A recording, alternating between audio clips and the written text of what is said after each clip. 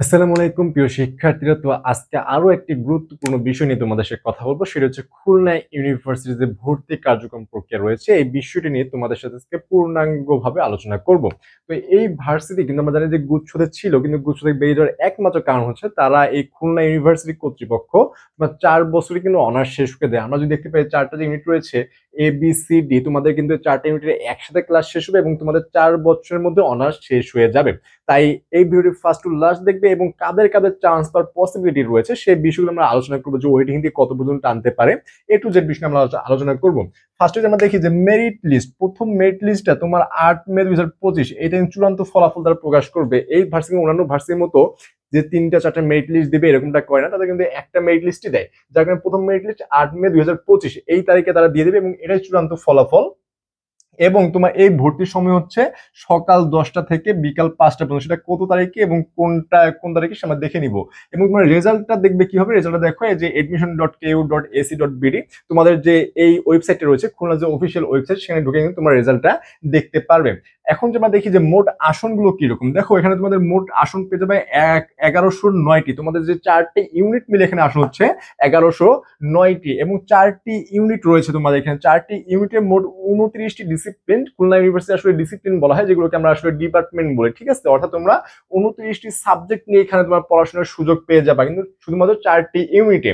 এখন যে আমরা এই ইউনিটের সিটগুলো দেখি, দেখো তোমাদের এ ইউনিটের সিট রয়েছে মাত্র 320টি, বি ইউনিটের সিট রয়েছে 281টি এবং সি ইউনিটের রয়েছে 420টি এবং ডি ইউনিটে রয়েছে মাত্র 88টি সিট।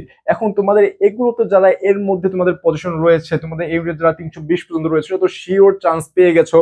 তো তোমরা তো আর সবাই খুলনা ইউনিভার্সিটি পড়বে না, কারণ দেখা যাবে অনেকের বাসা অনেক দূরে এবং অনেকের অনেক চয়েস থাকে। রাজশাহী ইউনিভার্সিটি, ঢাবি, জাহাঙ্গীরনগর, জগন্নাথ, চট্টগ্রাম এগুলোতে হয়ে গিয়েছে, যার কারণে এগুলো কিন্তু অনেক স্টুডেন্ট যাবে না, ঠিক আছে? যার কারণে তোমাদের এখানে ওয়েটিং থেকেও তোমরা অনেক স্টুডেন্ট চান্স পেয়ে যাবে। তো কত পর্যন্ত ওয়েটিং যেতে পারে এবং তাদের যে ভর্তি কার্যক্রম সেটা আমরা দেখে নিব। তো দেখো প্রথম মেরিট লিস্টের ভর্তি কার্যক্রম কত তারিখে, এই ইউনিট যেটা রয়েছে এটা হচ্ছে 20-21 মে 2025। 20-21 মে 2025 হচ্ছে এই ইউনিটের ভর্তি কার্যক্রম। এবং যারা ওয়েটিং রয়েছে, ওয়েটিং কিন্তু 23 মে 2025। এখন ভাইয়া কথা হচ্ছে এই ইউনিটের ওয়েটিং কত পর্যন্ত যেতে পারে। এখানে যেহেতু সিট রয়েছে 320টি, তো আমরা ধরে নিতে পারি যে এখানে যারা 550 থেকে 600-র মধ্যে থাকবে, 550 থেকে 600-র মধ্যে থাকবে, তারা ইনশাল্লাহ এখানে একটা সিট পাওয়ার পসিবিলিটি রয়েছে। এখন তোমরা ভর্তি হবো বাবা ভাইয়া কিভাবে, দেখো যারা এই 550 থেকে 600-র মধ্যে রয়েছে তাদেরকে 23 মে 2025 নিবন্ধন করতে হবে, সকাল 11টার মধ্যে নিবন্ধন করতে হবে এবং তোমাদের কিন্তু সেদিনই এডমিট হয়ে যেতে হবে। এখন তোমাদের এখানে নিবন্ধন করতে তোমাদেরকে ভার্সিটি যেতে হবে, যার কারণে তোমাদের দূরে রয়েছে। তোমরা যদি এরকম প্রিপারেশন হয়ে থাকে যে এখানে তোমাদের আগে দেখতে হবে যে কারা কারা ভর্তি হচ্ছে, কতগুলো সিট ফাঁকা রয়েছে, সেই হিসেবে তোমাদেরকে যে ওখানে নিবন্ধন করে দেন তোমাদেরকে ভর্তি হতে হবে। যদি ধরো দেখা যায় যে 420 পর্যন্ত টেনেছে, হ্যাঁ 420 পর্যন্ত টেনেছে কিন্তু এখানে 420 নাম্বার নেই, তাহলে যারা 421 নাম্বার যে সিরিয়াল, সেই সিরিয়াল কিন্তু ওখানে ভর্তি হয়ে যেতে পারবে। যখন তাদের পড়ার ইচ্ছা আছে কিন্তু ওয়েটিং এইরকম সিরিয়ালের মধ্যে রয়েছে, তাদের কিন্তু ভার্সিটির কাছাকাছি থাকতে হবে যাতে তুমি এই 23 তারিখ নিবন্ধন করতে পারো, ঠিক আছে? এরপর হচ্ছে বি ইউনিট, দেখো বি ইউনিট 25-26 মে 2025 ভর্তি কার্যক্রম সম্পন্ন হবে এবং যারা ওয়েটিং এ থাকবে, ওয়েটিং হচ্ছে 28 মে 2025। এখন ওয়েটিং আমরা যদি বি ইউনিট দেখি 281টি সিট রয়েছে, তাহলে আমরা এখানেও ধরতে পারি তোমার 500 থেকে 550 যাদের সিরিয়াল রয়েছে, অথবা প্লাস হতে পারে, এর প্লাসও হতে পারে। 500 থেকে 550 অথবা 550 প্লাস যাদের রয়েছে, তাদের কিন্তু এখানে একটা সিট পাওয়ার ভালো পসিবিলিটি রয়েছে। এখন তারা কি করবে, তারাও সেম ভাবে 28 মে কিন্তু নিবন্ধন করতে হবে সকাল 11টার মধ্যে ভার্সিটি যে, দেন তোমরা ওখানে ভর্তি হওয়ার সুযোগ পাবে যদি সিট ফাঁকা থাকে। এরপর হচ্ছে সি ইউনিট, সি ইউনিটটা যদি আমরা দেখি যে সি ইউনিট 14-15 মে 2025 তোমাদের ভর্তি কার্যক্রম সম্পন্ন হবে এবং ওয়েটিং যারা রয়েছে, ওয়েটিং হচ্ছে 18 মে। এখন এই ওয়েটিং কিভাবে ভর্তি হবে, দেখো যারা সি ইউনিট 420টি এখানে সিট রয়েছে, সবচেয়ে বেশি সিট এই ইউনিটে রয়েছে। এখন এই ওয়েটিং 420, অর্থাৎ তোমরা যারা এখানে 700 থেকে 800 সিরিয়াল পর্যন্ত রয়েছে অথবা প্লাস, তাদের কিন্তু একটা আশা রাখতে পারো যে আমার খুলনা ভার্সিটিতে হতে পারে। যার কারণে যারা 800-র নিচে অথবা 800-র কাছাকাছি রয়েছে, তারা কিন্তু এই 18 মে যদি ভর্তি হতে চাও তাহলে নিবন্ধন করে দেন তোমাকে ওখানে ভর্তি কার্যক্রম সম্পন্ন করতে হবে।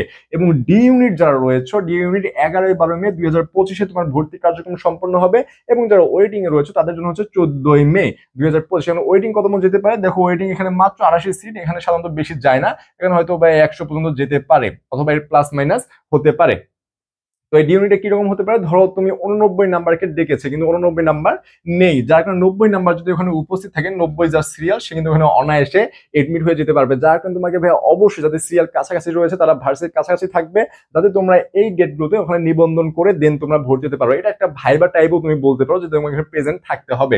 এখন যে আরেকটি বিষয় দেখি, তোমাদের প্রয়োজনীয় কাগজপত্র, তোমাদের প্রয়োজনীয় কাগজপত্র না থাকার কারণে কিন্তু অনেকের ভর্তি ক্যান্সেল হয়ে যায়, অনেকে ভর্তি হতে পারো না এবং ভর্তি কার্যক্রমে সমস্যার সৃষ্টি হয়।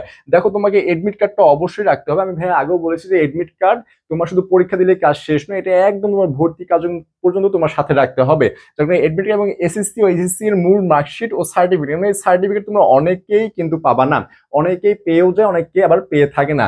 যারা পাওনি তারা কিন্তু এটা ভার্সিটি কর্তৃপক্ষের সাথে কথা বলতে হবে, এবং তোমরা যদি পসিবল হয় সবাই সার্টিফিকেট তুলে নিবে, যদিও সার্টিফিকেট সব জায়গায় লাগে না, কিন্তু মূল মার্কশিটটা অবশ্যই লাগবে। এরপর হচ্ছে পাসপোর্ট সাইজের 1 কপি রঙিন ছবি, রঙিন ছবি তোমার অবশ্যই লাগবে, এবং ভর্তি ফি যেটা সেটা তো তোমার অবশ্যই লাগবে। তো এই ছিল তোমার এই খুলনা বিশ্ববিদ্যালয়ের প্রথম মেরিট লিস্টের রেজাল্ট বিষয়ে করণীয়, এবং তোমাদের কি কি করতে হবে না করতে হবে এই বিষয়গুলো। এবং এরপরেও যদি তোমাদের কোনো প্রবলেম থাকে তাহলে অবশ্যই কমেন্ট সেকশনে কমেন্ট করতে পারো, অথবা আমাদের যে হোয়াটসঅ্যাপ নাম্বার রয়েছে 01720828052, এই নাম্বারে কিন্তু তোমরা হোয়াটসঅ্যাপে এসএমএস করতে পারো যে কোনো প্রবলেমে, অথবা আমাদের যে ফেসবুক পেজ রয়েছে আমাদের পাঠশালা, সেখানেও তোমরা নক করতে পারো।